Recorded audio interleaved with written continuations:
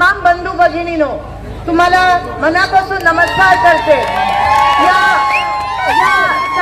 या उन्हात देखील आज आपण या भव्य माझ्या सोबत माझा फॉर्म भरण्यासाठी आलात आणि मला आशीर्वाद देत आहात त्याबद्दल मनापासून धन्यवाद। ही माझ्या एकटीची निवडणूक नाहीये, ही आपल्या सगळ्यांची लढाई आहे। मी युद्धावर चालली आहे, तुमचा आशीर्वाद घेऊन या युद्धावर चालली आहे।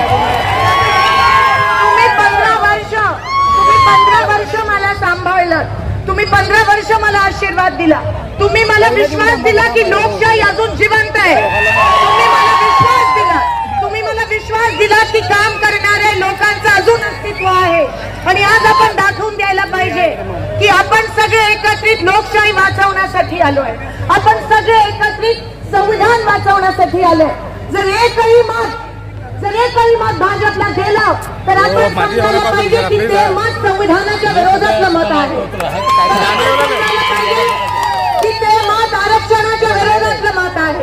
जर एकही मत भाजपला गेलं तर आपण समजायला पाहिजे की ते मत माझ्या शेतकरी मायबापाच्या विरोधातलं मत आहे।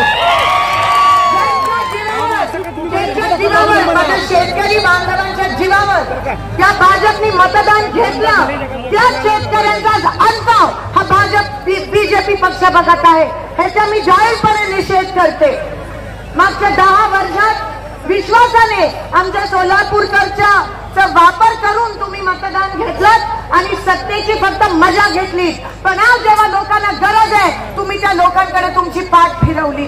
आज अजूनही त्यांच्या उमेदवारांसोबत मागचे 2 खासदार फिरत नाहीयेत का? तुम्हाला लाज वाटते का त्यांना घेऊन फिरायला?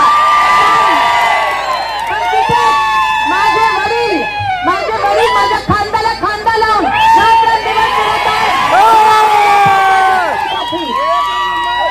मी तुम्हाला विनंती करते की ही लढाई आपल्या सगळ्यांची लढाई आहे।